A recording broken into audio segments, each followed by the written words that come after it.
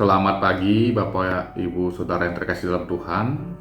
Berjumpa lagi kita dalam program Sarapan Rohani GMH pada pagi yang indah ini, Senin tanggal 17 Februari 2025. Seperti yang selalu saya imani dan kita amini bersama, tentu saja hari lepas hari kita perlu kebenaran firman Tuhan sebagai penuntun langkah kita.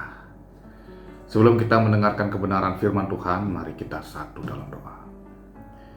Kami yakin dan percaya bahwa kebenaran firman Tuhan adalah dasar bagi kami untuk melangkah dalam keseharian kami. Kami butuh firman Tuhan sebagai kekuatan kami. Berfirmanlah, kami siap mendengar pada pagi hari ini. Amin. Firman Tuhan pada pagi hari ini terambil dari 2 ayat seperti biasa dalam puji dan janji. Pertama dalam Mazmur 40 ayat 11. Keadilan tidaklah aku sembunyikan dalam hatiku, kesetiaanmu dan keselamatan daripadamu ku bicarakan. Kasihmu dan kebenaranmu tidak kudiamkan kepada jemaah yang besar. Dan dalam 1 Tesalonika 2 ayat 2. Dengan pertolongan Allah kita, kami beroleh keberanian untuk memberitakan Injil Allah kepada kamu dalam perjuangan yang berat. Demikian 2 ayat kita pada pagi hari ini. Berbahagialah kita yang mendengar, merenungkan, dan melakukan dalam keseharian kita. Baiklah, berdasarkan kedua ayat ini, saya menyusun sebuah renungan bagi kita semua yang berjudul Berani Memberitakan Injil. Memberitakan Injil itu adalah kata yang biasa bagi orang Kristen ya. Uling nak sekolah minggu sampai anak PSKJ mungkin bojek sai tuan. 2 ayat ini kembali mengingatkan atau menanyakan mungkin kepada hati kita atau saya terutama yang menyusun ya. Apa sih? Seperti apa sih memberitakan Injil itu? Apakah memberitakan Injil itu mewartakan nama Kristus? Yesus ini seperti ini, Yesus penuh kasih, Yesus berkorban untuk menyelamatkan manusia. Kita ngomong itu sama orang lain, orang yang belum percaya kepada Yesus. Apakah seperti itu memberitakan Injil, atau seperti banyak kata-kata di luar sana yang mengatakan kita membawa jiwa kita, atau secara gampangnya mengkristenkan orang lain? Apakah itu yang disebut dengan memberitakan Injil? Lantas, apakah Injil itu?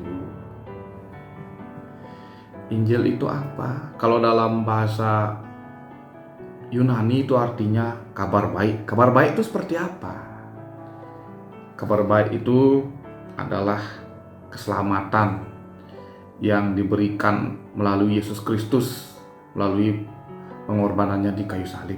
Seperti itulah yang barangkali sudah kita semua ketahui Bapak Ibu Saudara. Itu untuk mengantar kita, dan kemudian kita masuk untuk mendalami kedua ayat ini. Pertama di dalam Mazmur 40 ayat 11 itu adalah semangat dari Daud. Daud adalah seorang pemazmur yang selalu semangat memberitakan kebenaran daripada Allah. Kebenaran itu apa wujudnya? Kalau kita baca di dalam ayat 11 tadi, Mazmur 40 ayat 11 tadi, di situ dikatakan ada poin-poinnya: keadilan, kesetiaan, kasih, dan kebenaran. Itu adalah keselamatan dari Allah yang dirasakan oleh Daud, yang diberitakan kepada komunitasnya atau bangsanya pada waktu itu. Dan di dalam 1 Tesalonika itu adalah bagaimana kisah dari seorang Paulus yang berjuang memberitakan Injil kepada umat Tuhan juga, orang yang sudah mengenal Tuhan di Tesalonika, kepada komunitas Kristus yang menemui perjuangan yang sangat berat. Dia katakan keberanian itu hanya berasal dari Allah saja. Dari kedua ayat tersebut, ketika saya menyusunnya, saya mendapatkan bahwa ada fokus untuk memberitakan Injil atau kabar keselamatan dari Allah itu di dalam komunitas orang-orang yang sudah percaya. Belum sampai keluar, baru kepada komunitasnya. Daud kepada bangsanya, kemudian Paulus kepada komunitas Kristus, atau bisa dikatakan orang Kristen awal gitu, Bapak Ibu Saudara. Ketika kita coba renungkan, kita kaitkan dengan keadaan kita saat ini, maka muncullah suatu pertanyaan. Sudahkah orang Kristen seperti kita ini menerima Injil? Kalau kita kembali lagi ke poin yang ada di dalam Mazmur, sudahkah orang Kristen seperti kita menerima Injil? Injil itu apa? Kalau dikatakan di dalam Mazmur tadi adalah keadilan, kesetiaan, kasih, dan kebenaran. Sudahkah itu kita rasakan? Sudahkah itu kita lakukan di dalam kehidupan kita sebagai orang Kristen? Jangan jauh-jauh kepada sesama kita yang mengenal Kristus. Nah, pada nyamu-nyamu di gereja, ajak keluarga besar, keluarga kecil, pasangan, anak, orang tua. Sudahkah kita memberitakan Injil melalui menegakkan keadilan, kesetiaan, kasih, dan kebenaran tersebut? Apakah Injil yang kita beritakan? Apakah hanya teori, kita hanya bilang Yesus baik, Yesus berkorban, bla bla bla, atau kita sudah aksi atau belum di dalam kehidupan kita yang sesungguhnya? Itu yang firman Tuhan ingin kita renungkan pada pagi hari ini. Firman Tuhan mengingatkan bahwa sesungguhnya Injil itu adalah aksi, Bapak Ibu, bukan sekedar teori. Makanya di situ Daud bilang ada keadilan, ada kesetiaan, ada kasih, ada kebenaran. Sebenarnya banyak, tapi itu saja yang dikatakan oleh Daud. Itu saja yang coba kita fokuskan pada pagi hari ini, Bapak Ibu Saudara. Lantas, ketika kita sudah melihat keadilan, kesetiaan, kasih, dan kebenaran ini, sudahkah kita atau saya bertanya kepada diri saya sendiri, sudahkah saya menindaklanjuti itu dalam action keseharian saya? Tentu itu sangat berat ya Bapak Ibu. Apa yang memberatkan? Kita semua sudah punya jawabannya pasti. Kita terbentur oleh yang namanya kepentingan duniawi. Tidak semata-mata kita bisa adil. Tidak semata-mata kita bisa mengasihi ketika kita sudah berkonflik dengan sesama kita, dengan saudara kita. Ketika hidup ini sudah kian berat, himpitan ekonomi kian mendesak kita menjadi susah berbagi, susah melihat keliling. Itulah yang kita alami, kita semua alami. Maka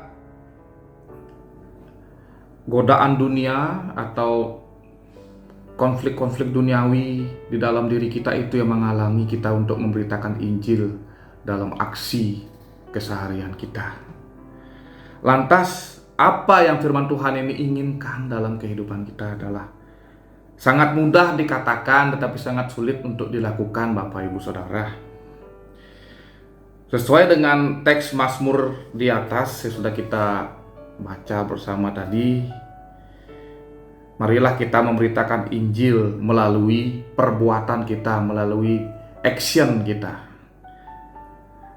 Yang pertama, marilah kita berbuat adil tanpa pandang bulu. Kedua, marilah kita hidup setia walaupun banyak godaan. Setia ya, bukan setiap tikungan ada, sing cara gitu. Nah, setia, benar-benar setia kepada pasangan, kepada keluarga, kepada komitmen, kepada pekerjaan, kepada apapun yang kita lakukan. Yang terpenting kita setia kepada Tuhan di dalam iman kita. pada Yesus Kristus. Kemudian marilah kita mengasihi tanpa pilih-pilih. Ini yang susah ya. Kalau mengasihi orang yang mengasihi kita, mengasihi keluarga kita, anak, orang tua kita itu mudah ya. Bahkan sulit ya ketika di dalam keluarga itu sudah ada konflik. Sulit juga mengasihi orang terdekat ya.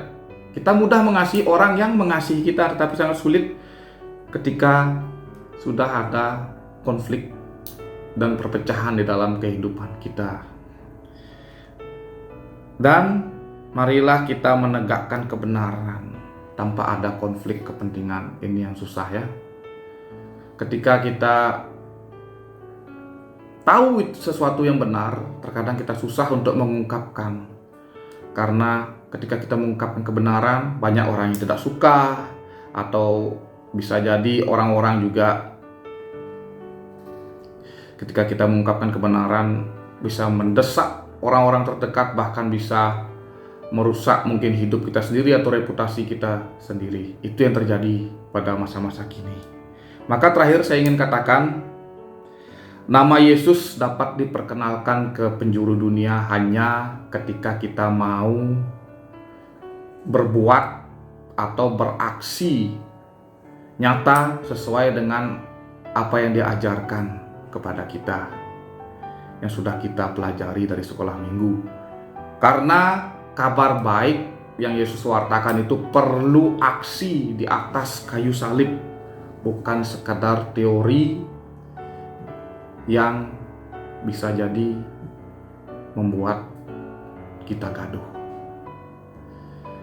Demikian kebenaran firman Tuhan bagi kita pada pagi hari ini.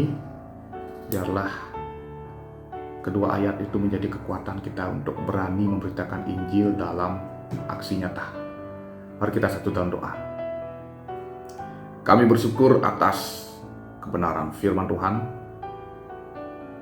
yang menyatakan kami harus berani memberitakan Injil dalam aksi yang nyata, dalam keadilan, dalam kasih, dalam kesetiaan, dan dalam kebenaran. Biarlah itu semua yang kami lakukan di dalam nama Yesus Kristus, sehingga nama Tuhan bisa dipermuliakan dengan perbuatan kami yang sesuai dengan yang Engkau ajarkan.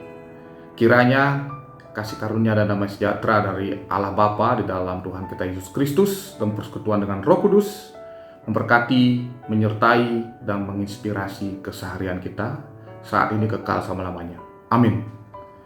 Selamat pagi Bapak Ibu Saudara, selamat beraktivitas, berani memberitakan Injil dalam aksi nyata. Tuhan Yesus memberkati. Amin.